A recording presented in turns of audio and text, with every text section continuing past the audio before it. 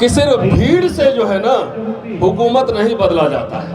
आजकल हमारे पूरे राजनीतिक विमर्श में कहीं भी एजुकेशन शिक्षा पे कोई विमर्श नहीं है। एक तरफ आपकी नौकरियां और दूसरे तरफ आपके बच्चों के लिए विश्वविद्यालय और कैंपस टॉर्चर गृह, यातना गृह बनाए जा रहे हैं। 10-20 साल ठहर लो, 10-20 साल में जो है ना लड़की के शादी के लिए सरकारी लड़का नहीं मिलेगा। ये मोदी साहब आपका इंतजाम कर रहे हैं। शिक्षित वो होता है जो अपने शत्रु को पहचानता है। तो जो जिस समय अधिकार मिले वो अगर आपका शत्रु नंबर 1 है, अब बीजेपी अगर शत्रु नंबर 2 है, तो मुझे इस राजनीति से असहमति है। बाबा साहब ने यह भी कहा था कि जो समाज अपना इतिहास नहीं जानता वो गुलाम होता है।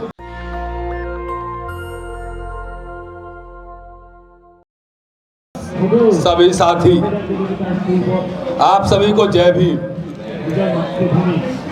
आजकल सार्वजनिक कार्यक्रमों में मैं कम जा रहा हूँ, कुछ गंभीर काम में लगा हुआ हूँ, इसलिए मुझे लगता है 3-4 महीने बाद किसी मंच पे थोड़ा लंबा बोलने के लिए आया। लेकिन मैं मन की बात नहीं करता, काम की बात करता। एक तो माने साहब को बधाई दीजिए कि कम से कम 13 छोटे छोटे दलों का गठबंधन बनाया है और आज शायद मेमोरेंडम भी राष्ट्रपति को दिया है, क्योंकि लगातार हम लोग कुछ बात कहते आ रहे हैं कि सिर्फ भीड़ से जो है ना हुकूमत नहीं बदला जाता है। इस भीड़ से नहीं बदला जाता है। भीड़ के अंदर अगर समन्वय नहीं हो, अब भीड़ को अगर वोट में नहीं कन्वर्ट कर पाए, तो समझिए हुकूमत आपकी नहीं रहेगी। बहुत दिनों से 85-90 का नारा सुनता आ रहा हूं, गंभीरता से सुनिएगा। राज सत्ता एक चुनाव के द्वारा आता है और कई बार लीडर्स, सोशल एक्टिविस्ट जाते हैं और रूलिंग क्लास में कह रहा हूं, नेताओं से, मंत्रियों से, ब्यूरोक्रेट से, तमाम एकेडमिशियन से डेलीगेशन लेकर जाते हैं, उसको मेमोरेंडम देते हैं, उसको बातचीत करते हैं और बातचीत के थ्रू ही वो धीरे धीरे हक अधिकार अपने लेते हैं। बाबा साहब को अगर याद कीजिए तो शूद्रों अछूतों की शिकायतें, स्टेट एंड माइनॉरिटी, राज्य अल्पसंख्यक, तमाम वो संवाद करते थे। संवाद, उस समय के जो वॉइस राय थे उनसे संवाद करते थे। वो गांधी, नेहरू सबसे संवाद करते थे, तो संवाद करके उसको कन्विंस करते थे, और कन्विंस करके उन्होंने संविधान में जो है प्रावधान बनवाए। आजकल मुझे लगता है कि हमारे लीडर्स ने जो है, जो बड़े बड़े लीडर्स हैं देश में, उनको ब्राह्मण भगाने में सारी एनर्जी लग रही है। वो तमाम लीडर जो है कोई संवाद नहीं करते हैं किसी से, दिन भर बैठ के सिर्फ गाली देते हैं और भगाते हैं। दोस्तों, लोकशाही है, लोकशाही में दलों से, सरकारों से, लोगों से संवाद करना पड़ता है। बाबा साहब का एग्जाम्पल मैंने आपको दिया। बाबा साहब अकेले कन्विंस करके आर्गुमेंट करते थे, वो चाहे वो गोलमेज सम्मेलन हो, पूना पैक्ट हो, उसके बाद कैबिनेट मिशन हो, नेहरू की सरकार हो, जवाहरलाल नेहरू हो, वो हर समय आर्गुमेंट करते थे। इसलिए मैं समझता हूँ माने साहब, संवाद की प्रक्रिया जारी रहनी चाहिए, दलों से भी और रूलिंग एलिट से। अब सोचिए, हमारे लोगों में राजनीतिक चेतना बहुत आ गई, बहुत ज्यादा, और जब से राजनीतिक चेतना बढ़ने लगी, जो अधिकार हमें संविधान में मिले थे वो अधिकार एक दिन में नहीं मिले थे, वो अधिकार क्रमशः धीरे धीरे मिले थे। पूना पैक्ट, पॉलिटिकल रिप्रेजेंटेशन, संविधान में फिर नौकरियों, एकेडमिक इंस्टीट्यूशन में आरक्षण, फिर बाबा साहब के बाद सरकारी संस्थाएं बनी, PSUs बने, PSU में आरक्षण, तब अभी हमारे कई साथी 4-4 लाख रुपए तनख्वाह ले रहे हैं, 4-4 लाख तनख्वाह ले रहे हैं। तो धीरे धीरे जो आरक्षण मिला था वो मोदी सरकार एक झटके में खत्म कर रही है। इसीलिए मेरे से पहले वक्ता ने ठीक ही कहा था कि ये लड़ाई व्यक्तिगत नहीं है, कि इंसान की नहीं है, ये विचारधारा की लड़ाई है। मनुस्मृति क्या कहता है कि अछूतों का धन जो है वो टूटे बर्तन होने चाहिए, फटे कपड़े होने चाहिए, टूटे बर्तन में खाना खाना चाहिए, काले लोहे उनके जो है होने चाहिए आभूषण। तो RSS मनुस्मृति में विश्वास करने वाली संस्था है और उसका पॉलिटिकल आउटपुट है BJP। तो कितना आराम से कर रही है कि धीरे धीरे सबका प्राइवेटाइजेशन कर रही है। तो आपके पास फिर मनुस्मृति के युग में आपको पहुंचा दिया जाएगा। जब नौकरियां नहीं रहेगी तो सेल में और भेल में 4 लाख कहां से पाओगे? तो आपका एक मिडिल क्लास, जो मिडिल क्लास ही बैकबोन है, काशीराम जी को वही मिडिल क्लास ने बनाया था, उसी मिडिल क्लास ने बनाया था। अभी जितने संगठन अभी घूम रहे हैं भारत भर में, कर्मचारियों के बहुत सारे संगठन, उसको वो पैसा भी वही मिडिल क्लास देता है। आप सोचिए कितनी बड़ी साजिश है कि 10 साल बाद आपके बच्चों को नौकरी नहीं मिलने वाली। तो मिडिल क्लास रहेगा नहीं तो न संगठन चलेगा न पार्टी चलेगी। ये साजिश को समझिए। इसलिए हम सरकार की नीतियों का विरोध करने आए हैं, पहली बात। दूसरी बात मेरे पास एक आंकड़ा है। हमारे किसी विमर्श में माने साहब चूंकि प्रोफेसर रहे हैं, वो बात मेरी समझ रहे हैं और समझेंगे भी, उसको एजेंडा में लाएंगे। हमारे बहुत सारे दल को ये गलतफहमी रहता है कि जब राज सत्ता में आ जाएंगे तो सब कुछ बदल देंगे एक दिन में।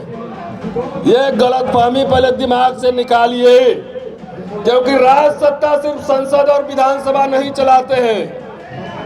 उसके वकील, उसके इंटेलेक्चुअल, उसके अर्थशास्त्री, उसके नीति निर्माता ये चलाते हैं राज सत्ता। सब बात मोदी जी को नहीं पता होगा, सब बात मुख्यमंत्री को नहीं पता होता है।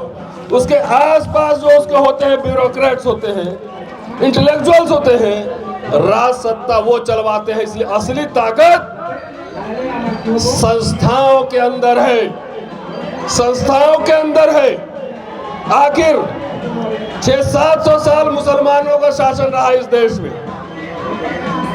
तब भी ब्राह्मणवाद जिंदा रहा। वो कहां से जिंदा रहा? वो मठ मंदिर के थ्रू जिंदा रखा, उसी से एजुकेशन मिली।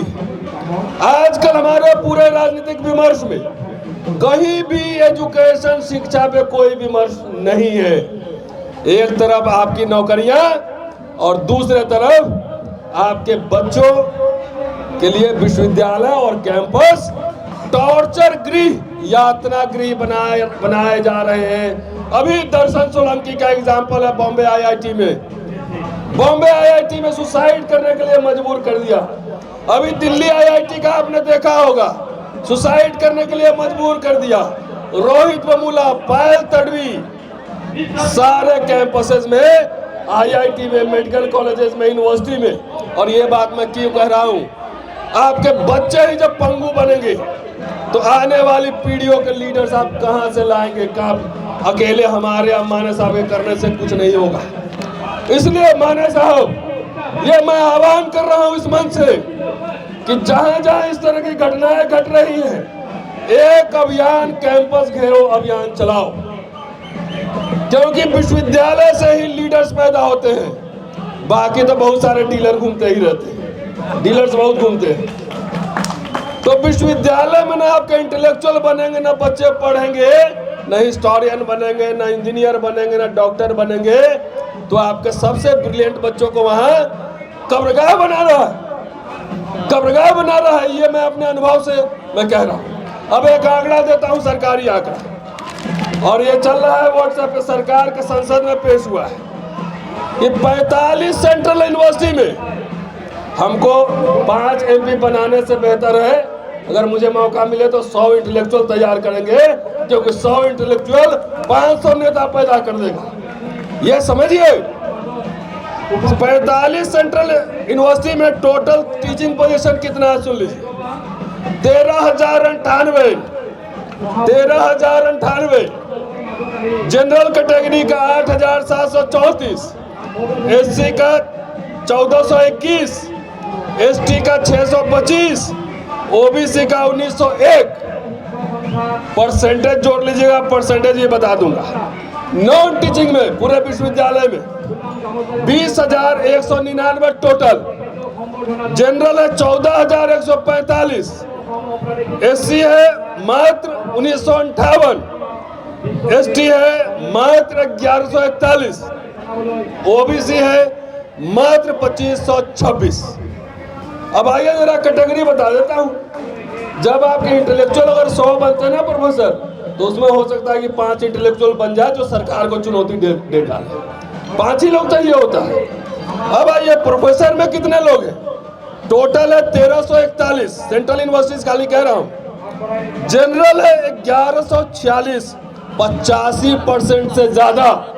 85% पॉपुलेशन आपकी, नारा आप लगा रहे हो, लेकिन विश्वविद्यालय में 85% उनके जो है प्रोफेसर है। एससी 96, ओनली 7%, एसटी 22, ओनली 2%, और ओबीसी 60, 4.5%, 4.5। एसोसिएट प्रोफेसर सुन लो, 2,817, जिसमें जनरल है 2,304, एससी है 231, एसटी है 69, एससी 8% ओनली, और एसटी जो है 2.5%, ओबीसी 6.5%, 187 सिर्फ। Assistant professor 8,940, general 5,284, SC 10,94, 12%, ST 534, 6%, और OBC 1,654, 18.5%। Vice chancellor total 45, SC 1, ST 1, OBC 5, registrar 45, SC 2, ST 2, OBC 3। तो वाइस चांसलर और रजिस्ट्रार में 45-45 जोड़ के देख लो आपके परसेंटेज कितने हैं। आपको क्या लगता है कि ये राजनीति सिर्फ इलेक्शन में लड़ाई लड़ी जाती है? अरे आपके लोगों का दमन हो रहा है, हकमारी हो रहा है। 10,000 प्रोफेसर बनवाओगे तो उसका अगर 1% भी अगर ढंग का इंसान निकल गया, 1% भी, उसका एग्जाम्पल सामने हूं, उनसे डरता नहीं। तो आपके छात्रों को दमन किया जा रहा है। आपके जो टीचर्स वहां पे आवाज उठा रहे हैं, उसका दमन किया जा रहा है। उसके करियर को बर्बाद करने की कोशिश की जा रही है। लेकिन बहुजन विमर्श में ये कहीं नहीं है, कहीं नहीं है बहुजन विमर्श में। आप आइए, मैं पढ़ाता हूँ दिल्ली यूनिवर्सिटी में, हिंदू कॉलेज में आके पढ़ाता हूँ। मेरे कई साथी आए थे अभी 3-4 दिन पहले। 10 किताबें लिखने के बाद मेरा प्रमोशन नहीं हो रहा है, प्रोफेसर नहीं बन रहा हूँ। 5 साल से किताब लिखने के लिए छुट्टी मांग रहा हूँ, कानून अधिकार होने के बावजूद नहीं मिल रहा है। अगर आवाज उठाओ तो महिला उत्पीड़न कानून में बचा देगा, वो भी मैं लड़ चुका, आज तक रिपोर्ट वापस नहीं मिली है। उससे भी नहीं जीतेगा। तो हमारे एक दोस्त है चंद्रभान प्रसाद, वो कहते हैं जब सवर्ण आपसे जीतते नहीं है तर्क करने में, तो आपके घर के आसपास कूड़ा फेंकवाते हैं। तो आके देखिए, ऐसे सड़े गले मानसिकता वाले प्रिंसिपल से मैं लड़ रहा हूँ। आपको लग रहा होगा कि व्यक्तिगत लड़ाई है। अरे व्यक्तिगत लड़ाई होती तो मैं चुपचाप बैठ जाता, इनसे आंख में आंख मिला के क्यों लड़ता, अपने करियर क्यों दांव पे लगाता। सवाल ये इसलिए उठा रहा हूँ, आज सिर्फ शिक्षा में मैंने सवाल उठाई है कि आपके बच्चों के लिए, आपके भाई के लिए, आपके बहन के लिए जो पढ़ा भी रहा है, डर के मारे बोल नहीं रहा है कि बोल देंगे तो आरएसएस बीजेपी वाले लोग बैठे हुए हैं, उसको विक्टिमाइज करेगा। लेकिन मैं दावे के साथ कह रहा हूँ कि हमारे जैसे कुछ लोग होंगे जो आवाज उठाएंगे, उनसे लड़ेंगे। अरे कैरियर देखा जाएगा, जो होगा अंतिम में आप लोग के बीच चले आएंगे, क्या दिक्कत है। लेकिन इसीलिए इस तरह से टॉर्चर किया जाता है कि आपके लोग, आपके समाज के लिए आवाज न उठाए, सरकार और व्यवस्था की क्रिटिक नहीं करे। इसलिए जितने अधिकार होना चाहिए विश्वविद्यालयों में, आईआईटी में, आपके अधिकार माने जा रहे हैं। सारा निजीकरण करके सब कुछ बर्बाद किया जा रहा है आपके हक हकूक को। 10-20 साल ठहर लो, 10-20 साल में जो है ना लड़की के शादी के लिए सरकारी लड़का नहीं मिलेगा, ये मोदी साहब आपका इंतजाम कर रहे हैं। लेकिन तब भी जो है कई दलित संगठन, कई दलित पार्टी, उनको बीजेपी अपना शत्रु नंबर नहीं दिखता है। कई नेता वो जाके उसी एक गोद में बैठ जाते हैं जो आपके पूरे हक हकूक, आपके पूरी आने वाली पीढ़ियों की हकमारी कर रहा है। इसलिए शत्रु को पहचानिए। चलते चलते सिर्फ मैं ये कह रहा हूँ कि बाबा साहब ने कहा था, 2 कोट में बता रहा हूँ कि बाबा साहब ने कहा था कि शिक्षित वो होता है अपने शत्रु को पहचानता है। शिक्षित वो होता है जो अपने शत्रु को पहचानता है। तो जो जिस समय अधिकार मिले वो अगर आपके शत्रु नंबर 1 है, अब बीजेपी अगर शत्रु नंबर 2 है, तो मुझे इस राजनीति से असहमति है। बीजेपी हमारा शत्रु नंबर 1 है। बाबा साहब ने यह भी कहा था कि जो समाज अपना इतिहास नहीं जानता वो गुलाम होता है। जब विश्वविद्यालय के दरवाजे जब बंद किए जा रहे थे, इतिहास कहाँ से आएगा, इतिहासकार कहाँ से आएगा, वकील कहाँ से आएंगे, कौन लड़ेगा सुप्रीम कोर्ट में मुकदमा? खाली इलेक्शन में आप वोट दे दो। अरे आजकल तो पार्टी का पार्टी बिक जाता है। माने साहब बताएंगे कि महाराष्ट्र में पार्टी का पार्टी बिक गया, बिहार में भी बिक जाता है पार्टी का पार्टी। तो जिसका बौद्धिक वर्ग मजबूत होता है, नेता और दल आते जाते रहे, समाज को सही डायरेक्शन देता रहता है। चलते चलते बाबा साहब ने एक लाइन और कही थी, जो मैं अपने घर में बाबा साहब की मूर्ति लगा उस पर लिखवाया हुआ है पत्थर पे, कि nothing is more disgraceful for a brave man, nothing is more disgraceful for a brave man than to live life devoid of self respect. एक बहादुर इंसान के लिए आत्मसम्मान और स्वाभिमान से बड़ा कुछ भी नहीं होता है। जितनी नौकरी के लिए आपके बच्चे पढ़ रहे हैं, उससे कई गुना ज्यादा सैलरी की नौकरी मेरे दांव पे लगी हुई है। और आज भी चुनौती देता हूं वाइस चांसलर को, मिनिस्टर को, प्रिंसिपल को, तुम्हें जो करना है करो, लेकिन हमारी नजर नहीं झुकेगी। नजर में नजर मिला के बात करेंगे, चाहे इसके लिए जो भी कुर्बानी देनी पड़े। डरते नहीं है मोदी जी। अपने वाइस चांसलर को समझाइए। आप ही ने भाषण दिया था कि दलित भाइयों को मत मारो, मुझे मार लो। मैंने अभी चीफ जस्टिस ऑफ इंडिया को चिट्ठी लिखा है कि कैंपस में किस तरह से भेदभाव हो रहा है, कैसे दलित, आदिवासी, पिछड़ों का, अल्पसंख्यकों का वहां दमन हो रहा है। चीफ जस्टिस इंडिया को लिखना पड़ रहा है। सोचिए, इसका मतलब है कि कोई संस्थाएं काम नहीं कर रही है ठीक से। हर जगह छोटा छोटा तानाशाह बैठा है, हर जगह। मेरे कॉलेज में भी छोटा तानाशाह बैठा है, लेकिन तानाशाह को तो वहां टक्कर दे लेंगे। माने साहब राजनीति में तानाशाह को टक्कर देने की तैयारी करो। एक बात आज इस सभा में पारित कर ही लो कि जिस IIT, जिस मेडिकल कॉलेज, जिस यूनिवर्सिटी में अगर कोई भी सुसाइड का, उत्पीड़न का केस आया, हम लोग 10,000 लोग मिलके उस कैंपस को घेर देंगे। देखिए आपके साथ छात्रों का पूरा हुजूम इकट्ठा होगा, नौजवान आएंगे, क्योंकि उन नौजवानों के पीछे कोई लड़ने वाला तैयार नहीं है। नेता हमारे कहते हैं कि खाली वोट दे दो, हम सरकार बना लेंगे तो सब ठीक कर देंगे। ये मुगालते में मत रहिएगा। सरकारें बनी और दलितों के अधिकार भी खत्म हुए और दमन भी बढ़ा है कि नहीं बढ़ा है? अधिकार भी खत्म हुए हैं और दलितों का दमन भी बढ़ा है। कोई नेता सड़क पे जो पार्लियामेंट घेरने के लिए नहीं आ रहा है। जब नहीं आ रहा है, 2 बार इस समाज ने भारत बंद किया था, आपको याद होगा, 2 अप्रैल 18 और 5 मार्च 2019 रोस्टर के आंदोलन पर। तो इसलिए मैं आपसे ये आग्रह करने आया हूं कि राजनीति बगैर एजेंडा के वो कभी भी बिकाऊ होगी। अगर एजेंडा सेट करिए, दलित मैनिफेस्टो लाइए, अगर एजेंडा है तभी आपकी राजनीति टिकाऊ होगी। शुक्रिया, जय भीम। नेशनल दस्तक की आपसे गुजारिश है कि अगर इसको बचाना चाहते हैं तो नेशनल दस्तक को सब्सक्राइब करने के लिए रेड कलर के सब्सक्राइब बटन को दबाएं, फिर बेल आइकन की घंटी दबाएं। नेशनल दस्तक को बचाने के लिए बहुत जरूरी है कि हर खबर को शेयर करें, लाइक करें, कमेंट जरूर करें।